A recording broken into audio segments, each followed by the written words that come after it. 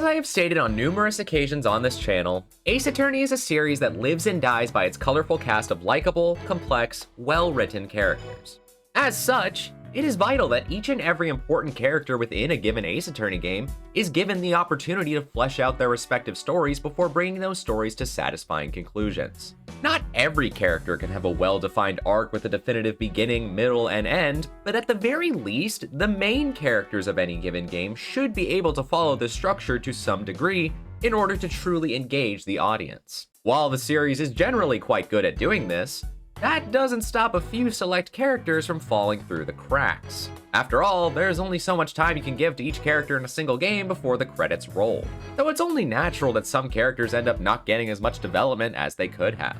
Oftentimes, the ones that end up getting left behind are the more minor characters that aren't very relevant to the game's main story, which, as I stated, makes perfect sense and doesn't negatively affect the story itself. Unfortunately, there have been times where one of the game's main characters end up in this position, hurting not only their characterization, but the game's narrative overall, because it's more than apparent that they were designed to be much more important than they inevitably become, which leaves players feeling confused and disappointed. This can happen for a variety of reasons, from bloated casts to simple favoritism to an overly ambitious scope. And each and every time that it has resulted in a character that was clearly designed to stand side by side with some of the all-time greats, with an embarrassingly small amount of depth to work with. It's never been enough to make them comparable to the more minor characters, but it definitely places them a step down from their fellow main characters, which is a real shame, to be honest. I truly believe that all the characters that I'm going to discuss today are genuinely great in their own ways, and they all rightfully have their respective fans. But they unfortunately fall short of their potential for reasons that were out of their control. As a result of that, I wanted to take some time to give these characters the spotlight that they deserve and discuss what went right, what went wrong, and what could have been. So join me as I delve into Ace Attorney characters who deserve more than what they ultimately received and tragically fell short of their true potential. Let's begin. Knuckle back!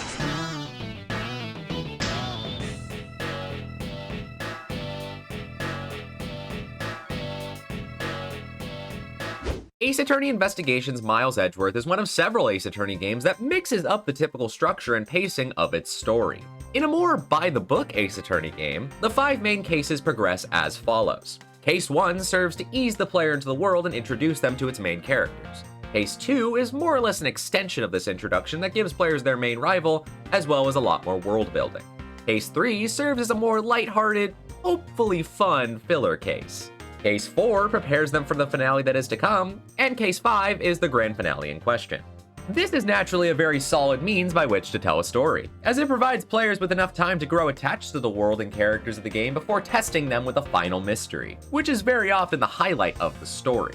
However, as I stated, Ace Attorney Investigations Miles Edgeworth toys not only with the storytelling structure, but the timeline of its 5 main cases. As rather than take place one after another, the first chronological case in the game is actually Case 2, followed by Case 3, then Case 1, and finally Case 5, with Case 4 taking place in the distant past. And while Case 1 does still serve as a fairly standard introduction for the player, Case 2 is considerably more disconnected than it normally would be.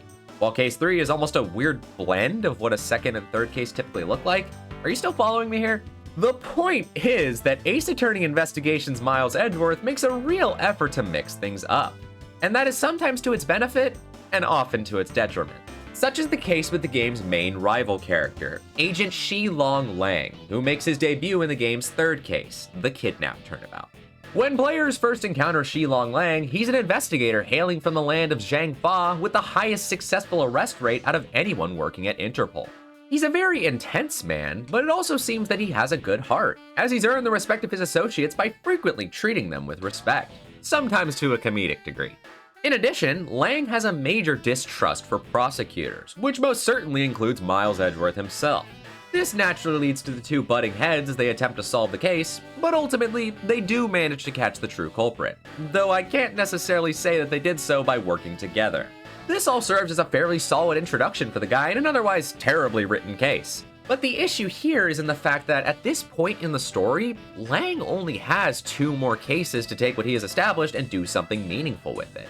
Due to having a late introduction, he has a lot less time to get his character arc moving, placing him at a natural disadvantage. And unfortunately, Lang would only make an incredibly brief cameo in the case that followed, Turnabout Reminiscence, meaning that he had a lot to catch up on during the game's final case, Turnabout Ablaze. And to his credit, Shilong Lang does have a fairly solid character arc where he initially doubts prosecutors but learns to put his faith in Edgeworth in order for the both of them to achieve their respective goals, but it's far from the most fleshed out character arc since it only takes place across 2 cases. And I would say that this is the major issue with Shilong Lang in his debut game. He simply didn't have enough room to work with. What's there is honestly pretty good, but it's not nearly enough to put him on the same level as other rival characters. Let's compare his arc to Miles Edgeworth himself in the very first Phoenix Wright Ace Attorney. In his debut case, Edgeworth is an overconfident jerk that is then knocked down a peg. The following case showcases him beginning to see the error of his ways, and the final case allows for him to redeem himself in a meaningful, impactful way, which was only possible because of the development that he received beforehand. Shilong Lang does manage to follow all of these steps, but it's significantly more condensed. Him finding the error of his ways is something that had to be done incredibly quickly in order for the story to get a move on, and his final redemption is not nearly as impactful as a result. He has all the major elements needed to be an effective rival character, but without the time needed to flesh himself out, Shilong Lang tragically falls short in his debut game through honestly no fault of his own. Ace Attorney Investigations 2, Prosecutor's Gambit then attempts to give Shilong Lang a little bit more to work with, but his role in the game itself would unfortunately be even more limited than it was in his debut game.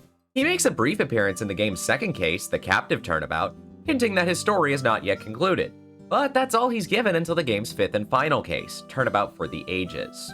In that case, his history with Zhang Fa is greatly expanded upon, giving him real stakes in the game's story. He also had stakes in the previous game, but those stakes were quite frankly vague and not explained all too well, which was a primary issue of that game's narrative as a whole. Investigations 2, on the other hand, has a masterfully woven narrative.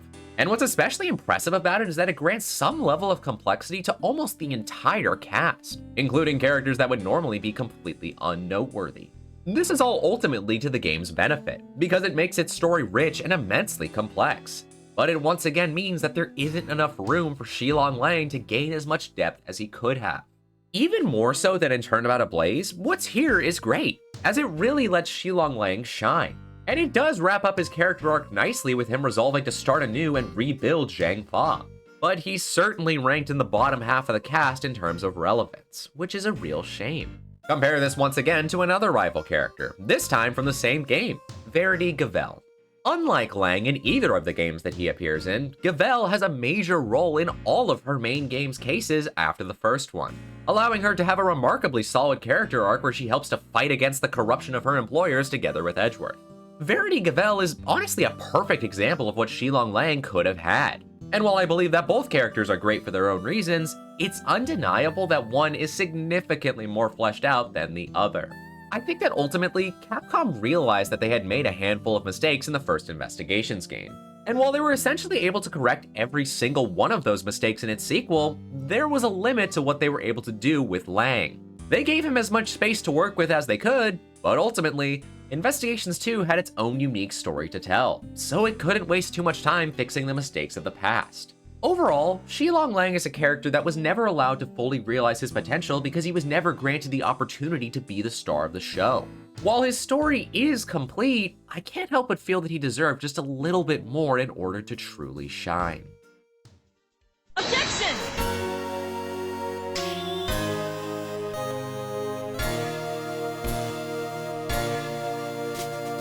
When Capcom was developing Phoenix Wright Ace Attorney Justice for All, they were no doubt met with a conundrum.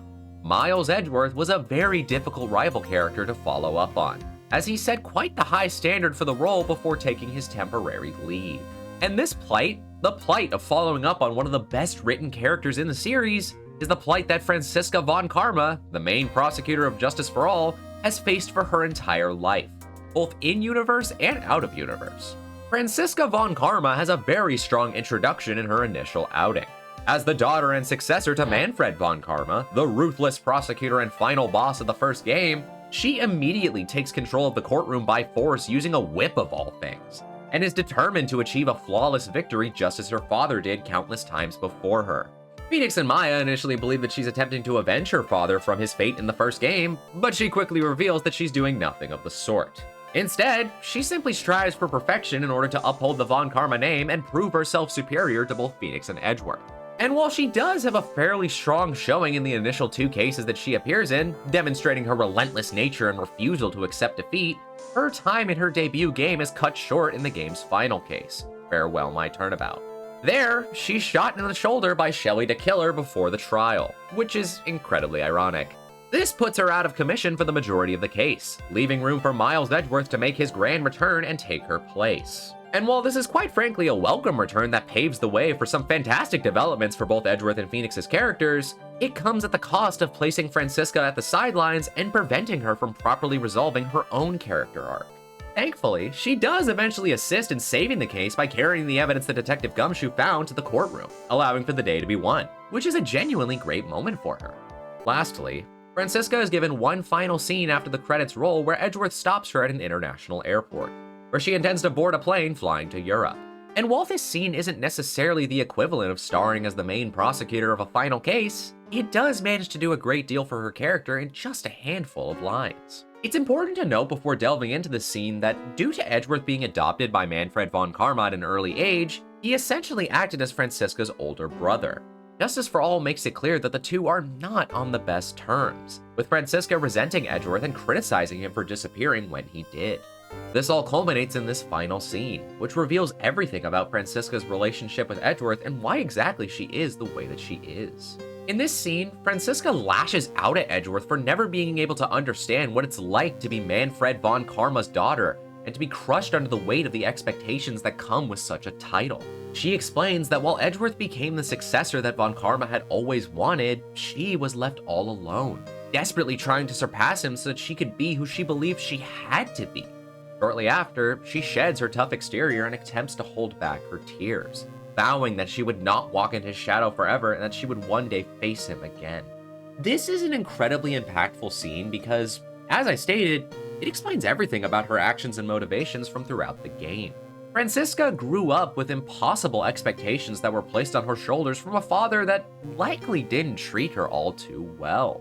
Players are never shown much of what Franziska's relationship with Manfred von Karma was like, but given the type of person that he is, I simply cannot imagine it being all too great.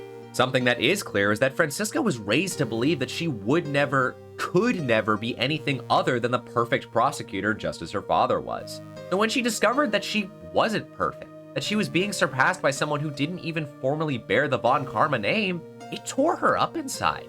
And so she desperately fought to be perfect, to be better than Edgeworth, until finally, in that airport as she stared Edgeworth in the eyes, she cracked.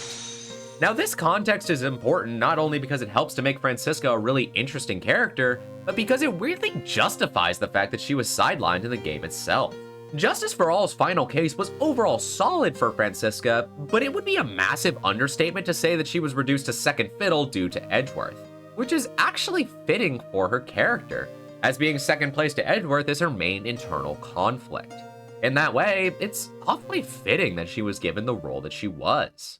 This is even evident in her theme, which aside from the alternate introduction, is a carbon copy of Edgeworth's theme, Great Revival.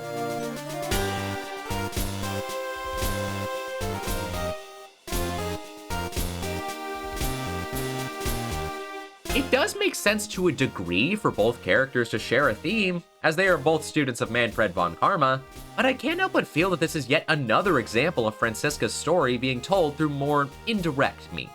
It was incredibly smart of Capcom to weave in her story with her role in the game itself, as it makes for a fascinating character to study from a writing perspective. But it still undeniably leaves her lacking in her debut game.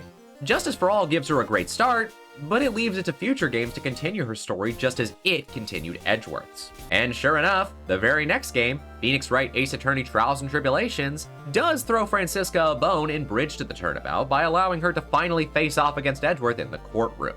This was a great idea because it allows for Edgeworth and Franziska's relationship to be greatly expanded upon while providing at least some sense of closure for Franziska. While she isn't able to defeat Edgeworth in court, it's clear that she has matured somewhat and has been able to grow as a person. Yet even still, Franziska's development overall still pales in comparison to the likes of Edgeworth or Godot, which is a real shame, because what's there is remarkably solid. Thankfully, the original Ace Attorney trilogy would not be the end for Franziska, as she would also appear in the Investigations duology as an agent of Interpol. This is yet another great continuation for her character, as she seems to have fully separated herself from her namesake and is fighting to make the world a better place. I especially appreciate her dynamic with Eustace Winter, as the two are able to relate over one another due to their similarly horrible fathers and crushing expectations. It provides her with an opportunity to display her growth by allowing her to share her wisdom with someone who is going through something similar to what she had to suffer through.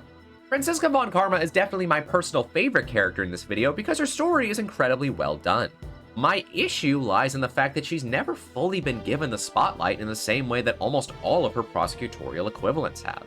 And while this fact may be overall fitting for her character, I still feel like she deserved just one more case that is entirely hers. Perhaps it is a more fitting conclusion for her to be content where she is without the spotlight, but if Edgeworth can have a case to his own in every single mainline game outside of Apollo Justice Ace Attorney, then she can get at least one more.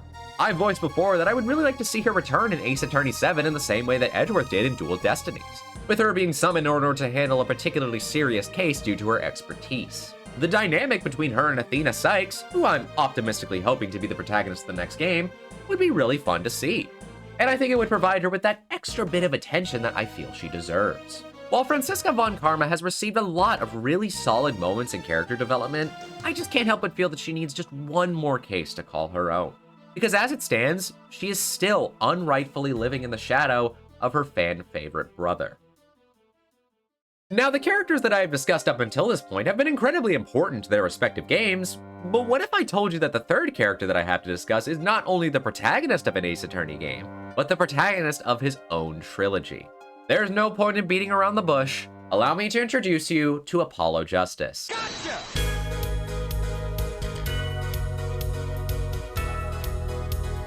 Who might just be the single biggest instance of missed potential in the entire Ace Attorney franchise. While Capcom claims that Apollo Justice Ace Attorney, Phoenix Wright Ace Attorney Dual Destinies, and Phoenix Wright Ace Attorney Spirit of Justice make up the Apollo Justice Ace Attorney trilogy, the fact of the matter is that Apollo himself is consistently not given the spotlight in the way that he should as the protagonist in any of the aforementioned games. When players first place themselves into the shoes of Apollo Justice in his debut game, they quickly find that he's incredibly anxious and loud, but that he has a strong sense of justice, which makes perfect sense given his name. However, as soon as it's revealed that Christoph Gavin, Apollo's mentor figure, is the true culprit of the case, which is a whole other issue that I've discussed in the past, Phoenix Wright essentially takes charge of the case himself, leaving Apollo to be strung along by Phoenix as he takes Christoph down. And really, this core problem with the game's first case is a great way to summarize the issue with Apollo's role in his debut game overall. He doesn't have as much agency in the story as he really ought to, and he really only serves as a lawyer for Phoenix to use in the cases that really matter. While he is certainly affected to some degree by the reveal that his mentor is a conniving murderer, it's not nearly to the degree as one would expect him to be, making him weirdly disconnected from the game's story as a whole. In reality, Apollo Justice Ace Attorney is Phoenix Wright's story. Or at least, it's the story of this weird hobo who claims to be Phoenix Wright while the real deal was locked away in a cellar until Dual Destinies. He's the one who has real agency in this story. He's the one with real meaningful connections to all of its key players. And he's the reason that the incredibly underwhelming final trial plays out in the way that it does. Meanwhile, Apollo Justice, the supposed protagonist of the game, is really only left with 2 filler cases in between the introduction and finale, which is really not saying much. Now, to be fair, his backstory and connections to characters like Trucy and Lamiwar are certainly interesting, but nothing is done with those connections. So they feel more like fun facts than things that actually contribute to his characterization. And so, all of this combines to make Apollo a rather static character in his own game. A mere spectator of a frankly terribly written story who didn't learn or grow from any of it. The worst part is that he even seems to be self-aware of this, as he comments on the fact that he couldn't think of anything to say when Christoph breaks down at the end of the final case. He simply isn't a major player in what is supposed to be his very own game, which is one of the many reasons why the plot of Apollo Justice Ace Attorney is foundationally flawed. The following game, Phoenix Wright Ace Attorney Dual Destinies, would certainly be an improvement for the guy in my eyes, but it would come at a few costs. Dual Destinies as a whole is a game that did everything it could to undo the damage that Apollo Justice Ace Attorney caused, which I certainly think was the right call, but it does mean that it feels rather disconnected from its predecessor. A part of this was taking Apollo's character in a completely new direction, which is to say that Capcom decided to actually do something with him this time around. Dual Destinies establishes Apollo as the straight man of the group, the one who remains logical and grounded in reality compared to his wackier associates, which I do think is a fitting role for him. Early into the game, Apollo decides to go on a bit of a rebellious phase as he conducts his own investigation, as he believes that he needs to overcome his doubts alone. This character arc is befitting of the Dark Age of the Law plotline that Dual Destinies is centered around, and it actually makes a good deal of sense given what Apollo experienced in the last game. In addition, a new detail of his backstory is created in the form of Clay Terran, his childhood best friend, allowing him to have some real emotional stakes in this story, even if this detail does feel like a bit of an afterthought. Apollo is certainly a little edgy and over the top in Dual Destinies, but overall, I think that this is his best appearance. His character was taken in a direction that takes what little he had in his debut game and expands on it to make for a genuinely interesting arc. However, while I like what's there, his screen time in Dual Destinies is once again sorely lacking, as it pales in comparison to the screen time that Phoenix Wright and newcomer Athena Sykes share. I'm sure you noticed, but Apollo's name isn't in the title of this game, and it's clear why. Despite the fact that Dual Destinies is supposedly the second game in the Apollo Justice Ace Attorney trilogy, Apollo gets the least attention out of the three lawyers by far. He only ends up getting a case and a half to himself, making him feel like Capcom's forgotten middle child in this game. This placed Phoenix Wright Ace Attorney Spirit of Justice in an incredibly strange position, as it was tasked with bringing the story of a character that didn't have a ton going for him to a satisfying close. And spoiler alert, the game didn't stick the landing perfectly. Now, to Spirit of Justice's credit, its second case, the Magical Turnabout, is debatably Apollo's best showing overall, as it really develops his relationship with Trucy by giving the two a case that really feels like their own. It's like a case straight out of Apollo Justice Ace Attorney, only done well this time. This is also where it's established that Apollo has some sort of connection to the game's main prosecutor, Nayuta Sadmani. And sure enough, when the game's final case, Turnabout Revolution, rolls around, it's revealed that after being born in the foreign country of Karine, Apollo is separated from his biological parents and adopted by Dirk Sadmaki, making Nayuta his stepbrother. And this is a little strange to say the least. Don't get me wrong, it's nice that Capcom chose to shine the spotlight on Apollo for Spirit of Justice's final case by directly connecting him to all of its key players, but it feels random and somewhat forced to give players yet another random detail about his wildly inconsistent past. This marks the third major time where a new detail about Apollo's backstory is created, and this one in particular feels so disconnected from the rest of his character that it becomes easy to see the developer's desperation to make him relevant. And while this new backstory does pave the way for a fairly solid final case where Apollo is able to take down the tyrannical queen of Karine once and for all, the whole thing just feels artificial and unearned. And that mainly comes down to the fact that, for the third time in a row now, Apollo simply doesn't have enough cases to call his own. After the Magical Turnabout, the dude largely disappears until it's time for the finale. And while Turnabout Revolution does fully commit to focusing on him, the lack of focus in between these two cases once again makes it all the more apparent that Capcom wanted to throw him a bone without truly giving him what a protagonist of an Ace Attorney game deserves. Previous final cases from throughout the series, particularly those from the original trilogy, feel as though they were built up towards throughout their entire respective games, or even multiple games, while Apollo's finale feels more like it was built up towards from the start of the final case, which lessens the overall impact significantly. Apollo Justice is a character that Capcom clearly didn't know what to do with from beginning to end. In every single game in his own trilogy, they were unwilling to give him as much attention as they had given his fellow protagonists, making him a clear standout among them for all the wrong reasons. In his debut game, Capcom was far too scared to sell a game with his name on it without including Phoenix Wright in some form or fashion, so they diverted attention back to Phoenix and left Apollo in the dust. In Dual Destinies, while they do their best to do something interesting with Apollo, they committed even further to giving Phoenix the main spotlight, reducing Apollo's relevance even further. Then finally, even in the game that was designed to give Apollo his own grand finale, they still didn't give him enough to work with, making his finale pale in comparison to the finales of all the other protagonists from throughout the series. The worst part about all of this is that more than anyone else in this video, I don't think Apollo will really ever get the opportunity to shine in the future. Because like it or not, his story is largely concluded. The most I could see for him going forward is a bonus case where he finally learns about his familial connections with Lamiwar and Trucy. But other than that, he's used up all of his chances to make a real impact. The Apollo Justice trilogy has been wrapped up for good, and I believe that the best course of action now is to simply move forward with something new, preferably with Athena Sykes' Ace Attorney.